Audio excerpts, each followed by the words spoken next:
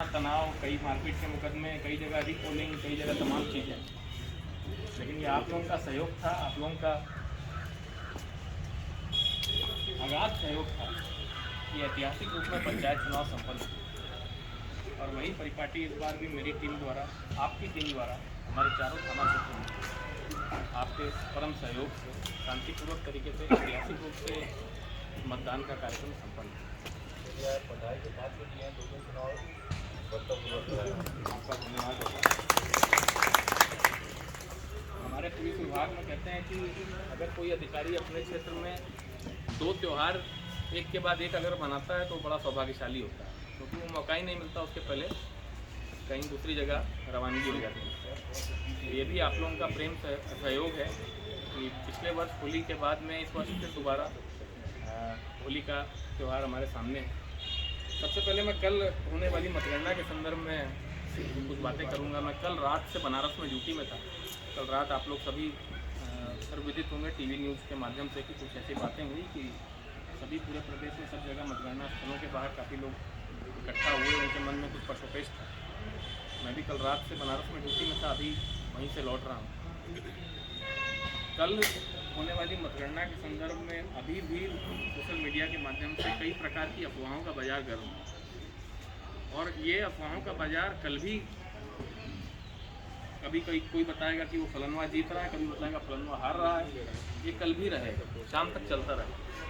लेकिन हमें इस परिस्थिति में अपने मानस का उपयोग करना है और शांतिपूर्वक तरीके से, ऐतिहासिक तरीके से, जिस तरीके से मतदान का कार्यक्रम संपन्न हुआ है उसी तरीके से मतगणना का कार्यक्रम भी संपन्न कराना है। उत्तेजना को साइड रखते हुए, इसको खेल भावना की तरह लेते हुए, खेल अगर कोई खेलेगा तो एक जीतेगा भी, एक हारेगा भी। तो जो हारा है उसको अपनी कमी तलाशते हुए और जो जीता है उसको अपनी जीत बचाते हुए, क्योंकि जैसा शासन प्रशासन का निर्देश है कि कोई विजय जुलूस कहीं कोई निकलेगा नहीं, कहीं कोई विजय यात्रा नहीं निकलेगी, कहीं कोई पैदल शो, रोड शो, किसी प्रकार का कोई नहीं होगा।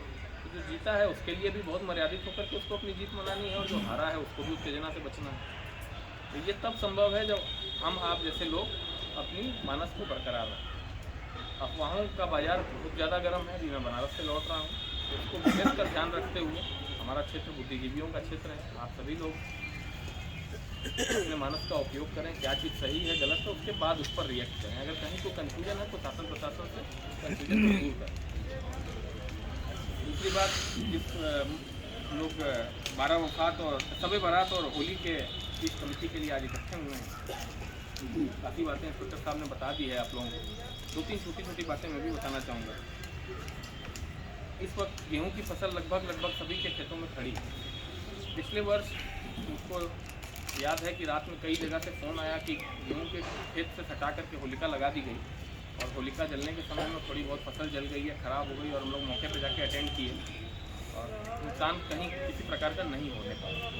इस वर्ष हम लोग को ऐसी कोई बात करनी ही नहीं है। आपके क्षेत्र में जहाँ पर भी अगर होलिका लगी हो तो आप क्षेत्र के अभिभावक हैं, आप वहाँ अग्रणी हो करके ये चीज़ सुनिश्चित कर लें कि वहाँ पर गेहूँ की फसल से सटी हुई कोई होलिका न लगी हो, कोई ऐसी अप्रिय स्थिति ना बन जाए। क्योंकि हमारा जो फायर हेडक्वार्टर है वो जौनपुर में है, तो यहाँ फायर टेंडर जरूर रहेगा, लेकिन उसकी सीमित संख्या होगी। 4-5 थाने और पूरी तहसील के लिए 1-2 फायर टेंडर मिलेगा। तो ऐसी परिस्थिति ही ना आए ईश्वर की कृपा से कि हमें उस फायर टेंडर की ज़रूरत पड़े, उसके लिए हम पहले ही अपनी सजगता जागरूकता रखें।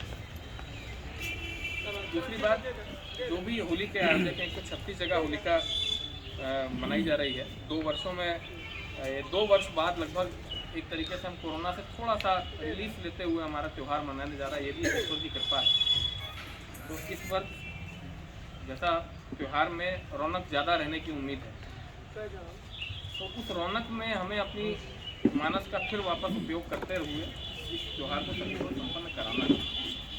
जो आयोजक हैं होलिका दहन के, वो होलिका के आसपास जो मानक है उनको सबको पता है कि पानी की बाल्टी, बालू की बाल्टी, बच्चों को दूर रखना है होलिका जलाते समय। ये सारी चीज़ों का विशेषकर ध्यान रखें तो बड़ा बेहतर है। होली के दिन जो हमारे पूर्वांचल में जो होली का जुलूस वगैरह निकलता है, सड़कों पर भी निकलता है, मैं बनारस का हूँ इसलिए बेहतर समझ पा रहा हूँ। उसमें कभी लोग मदिरा पान वगैरह करके कई जगह मारपीट की स्थिति भी आ जाती है। कई जगह उसमें गंभीर चोट चपेट भी किसी को लग जाती है, तो ऐसा नहीं करना है। त्यौहार को त्यौहार की तरह मनाना है कि सबकी शालीनता बरकरार है।